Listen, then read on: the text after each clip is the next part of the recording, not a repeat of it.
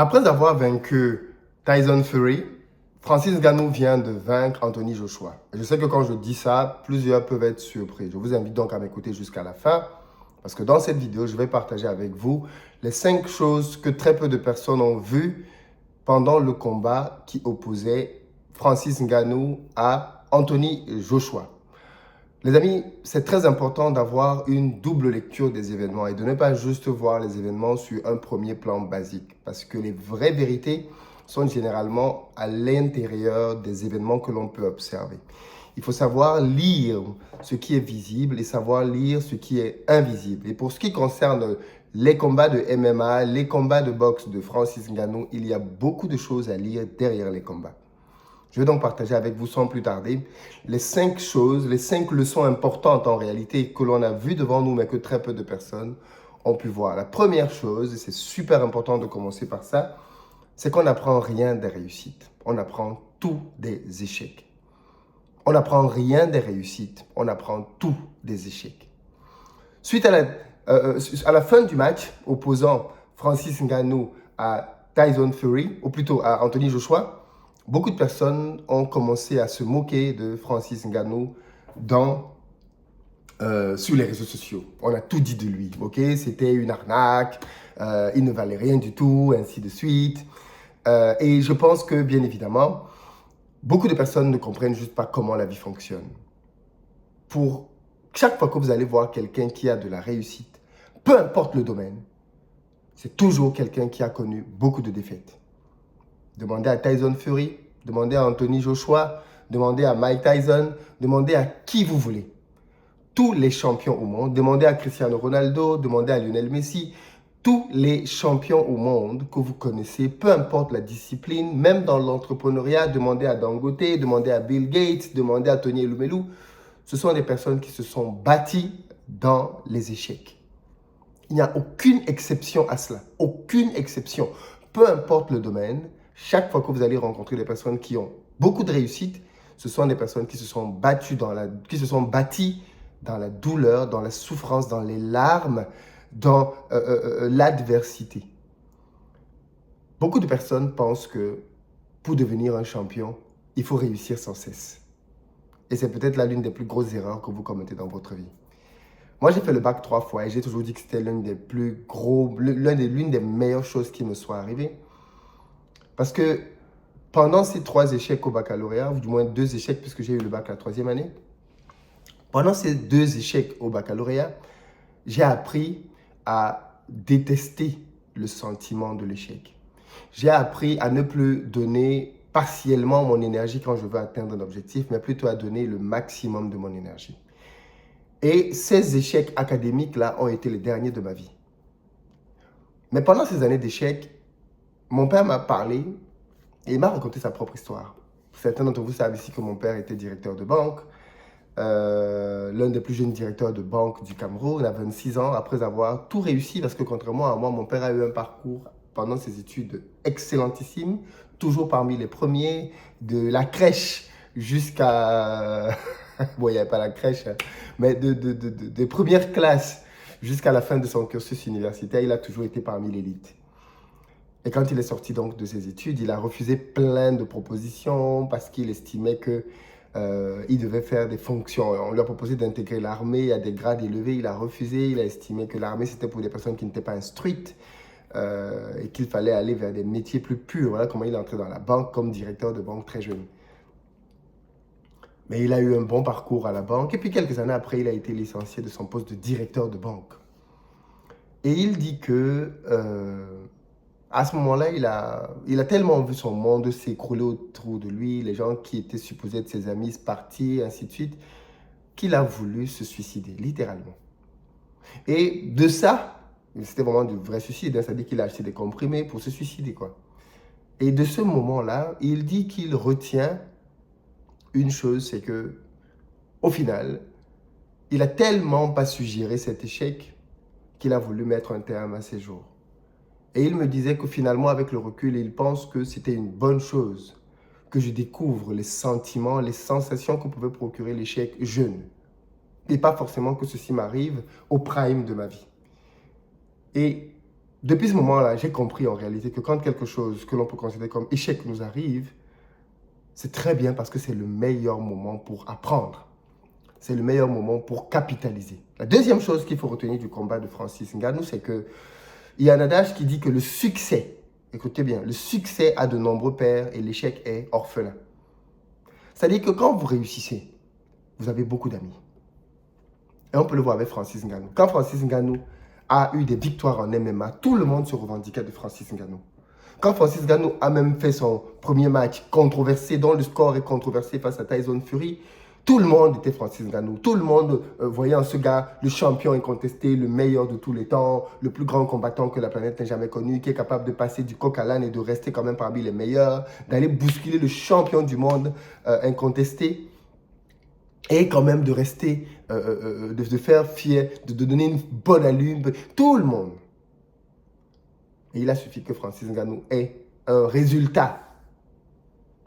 Je rappelle que c'est le premier KO de toute sa carrière. Il a suffi qu'il ait un résultat pas satisfaisant pour que l'on voit le vrai visage des gens. Moi, je dis toujours aux gens, les gens que vous appelez vos amis, tant que la vie ne vous a pas amené dans des endroits tristes, tant que la vie ne vous a pas amené dans de vraies difficultés, vous ne savez réellement pas qui sont vos amis. Ce n'est pas dans les beaux jours que l'on reconnaît ses amis. Tout le monde est votre ami quand tout va bien. Tout le monde va chanter vos louanges quand tout va bien. Tout le monde va se revendiquer de vous quand tout va bien. C'est dans les échecs que l'on voit vraiment le visage des gens. C'est quand il y a des déceptions qu'on voit le vrai visage des gens. C'est quand il y a des souffrances. C'est quand vous perdez tout que l'on voit réellement le visage des gens qui vous entourent. Avant ça, croyez-moi, tout le monde sourit avec vous, même vos ennemis, même ceux qui vous veulent du mal sourient avec vous. Mais essayez seulement d'échouer. Essayez d'avoir un résultat pas positif. Essayez seulement d'obtenir un résultat mitigé. Vous allez voir comment les gens vont retourner leur veste. Comment les gens qui hier vous applaudissaient vont partir.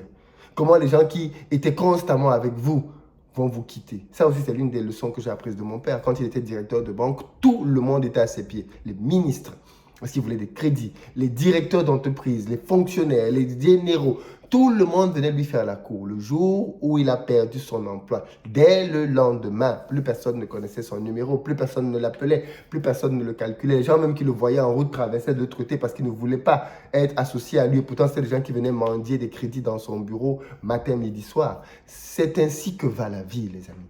Aujourd'hui, Francis Ngannou va se retrouver seul. Il va se retrouver, en tout cas, avec beaucoup moins de personnes autour de lui que quand il y avait la victoire. Parce que quand il y a la victoire, tout le monde se revendique de la victoire. Tout le monde, quelque part, veut dire qu'il a un lien avec Francis Ngannou. J'ai vu des pages qui chantaient les éloges de Francis Ngannou, comment c'était l'homme le plus fort de la planète, des pages camerounaises qui le célébraient hier, dès qu'il a perdu. Les mêmes pages ont commencé à émettre des doutes sur lui. On commençait à dire comment est-ce que c'était une arnaque. On commençait à dire oui, mais de toutes les façons, il se prenait pour qui, ainsi de suite. Les mêmes pages. Les amis, l'être humain ne change pas. Retenez-le bien, l'être humain ne change pas. Et la troisième chose donc qu'il faut retenir, c'est que les gens oublient très vite. En réalité, c'est ça qu'il faut comprendre, c'est que les gens oublient très vite. Les gens ont oublié qui est Francis Ngannou. Francis Ngannou, c'est un gars qui creusait du sable au Cameroun. Vous connaissez un seul creuseur de sable dans le monde qui est devenu champion de quoi que ce soit? Francis Ngannou a bravé la mort à plusieurs reprises. Il a essayé plusieurs fois, je crois 7 fois, de traverser l'océan pour se retrouver en France. Il n'y est pas parvenu. Mais il a toujours persévéré. Il a affronté la famine, il a affronté le froid, il a affronté le désert, il a affronté la mort, il a affronté tout dans son envie d'aller chercher une vie meilleure en Occident. Et quand il est arrivé en France, les choses n'ont pas été faciles. Il a dormi dans la rue, sans domicile fixe. Ça, c'est l'histoire de Francis Ngannou. C'est toutes ces années-là qui ont bâti Francis Ngannou. Et ensuite, il a découvert un sport qu'il ne connaissait pas, le MMA, dans lequel il a progressé jusqu'à devenir le champion du monde incontesté. Mais si vous suivez bien l'aventure de Francis Ngannou dans le MMA, il a perdu des combats. Il a perdu des combats contre Miocic, par exemple. Il a perdu des combats. Francis Ngannou, ce n'est pas quelqu'un qui a survolé tout. Non, il a perdu des combats, mais il a appris. Quand on revoit, par exemple, le combat de Miocic contre Miocic à l'aller et au retour, on voit bien que Francis Ngannou a appris de ses erreurs. Et donc, il est devenu une véritable bête dans l'arène. Parce que chaque fois qu'il avait des défauts, il les apprenait, il se corrigeait et il avançait. Donc maintenant, pendant ce moment, alors même que tout le monde est en train de crier dessus, en train de dire oui, mais qui est Francis Ngannou? Je vous rappelle qu'il est passé d'un sport vers un autre qui n'ont rien à voir. La boxe et le MMA, ça n'a rien à voir, ok? Ça, parce que ce sont des sports de combat qu'on va penser. C'est un peu comme si vous disiez que quelqu'un, comme on fait des sports d'équipe, ok, c'est un peu comme si on passait du handball au volleyball. Mais vraiment, du handball au volleyball. Comme les deux sports se jouent avec les mains, est-ce que le handball, c'est le volleyball? Non! Francis Ngannou est venu affronter le champion du monde, Tyson Fury, celui qui tape tout le monde. Et il a fait une très bonne impression. De l'avis de beaucoup de spécialistes, il a gagné ce combat. Les gens oublient très vite. C'est comme ça la vie. Quand vous perdez, on oublie tout ce que vous avez fait. Et ça, c'est aussi dans les relations humaines. Quand vous avez donné des choses aux gens, quand vous avez été présent pour les gens, quand vous les avez soutenus, le jour où vous leur dites « je ne peux pas », ils oublient tout le bien que vous leur avez fait. C'est ainsi que l'être humain est. L'être humain est un ingrat. Tu peux faire pour lui tout ce que tu veux tout le temps. Le jour que tu ne lui donneras pas une fois, il dira que tu n'as jamais rien fait pour lui. Peut-être que vous avez connu des gens comme ça. Moi, j'ai connu des gens comme ça qui ont tendance à très vite généraliser. Tu n'as jamais été, tu n'as jamais... Parce que tu as dit non une fois. Il a oublié tout ce que tu as fait pour lui. Il a oublié tout ce que tu as pu donner pour lui. Il a commencé à dire, tu n'as jamais rien fait pour moi. Voilà la réalité du monde dans lequel on vit. N'attendez donc pas que les gens vous acclament parce que vous leur faites du bien. Peu importe le bien que vous faites aux gens, considérez que c'est perdu. N'attendez pas que les gens vous acclament parce que le jour où vous n'allez pas donner, vous allez être choqué d'entendre ce que les personnes à qui vous avez toujours donné vont dire de vous ce jour-là. La quatrième chose qu'il faut retenir de ce combat, c'est que gagner de l'argent, ce n'est pas une question de temps ou d'effort. Francis Ngannou a gagné 20 millions de dollars en moins de 6 minutes. Oui, je sais, beaucoup de gens ont retenu ça. Je rappelle juste en passant que Anthony Joshua a gagné 50 millions de dollars dans les mêmes moins de 6 minutes. OK? En moins de 6 minutes, ils ont gagné plus d'argent que la famille de tellement de gens jusqu'à des générations et des générations. En quelques minutes seulement. En quelques minutes seulement. Mais pourquoi? Parce que Francis Ngannou a osé faire ce que très peu de personnes font. Il a décidé d'aller là où son talent allait être le mieux valorisé. Et j'aime souvent le dire aux gens. Le problème avec toi, c'est juste que tu n'es pas au bon endroit en fait.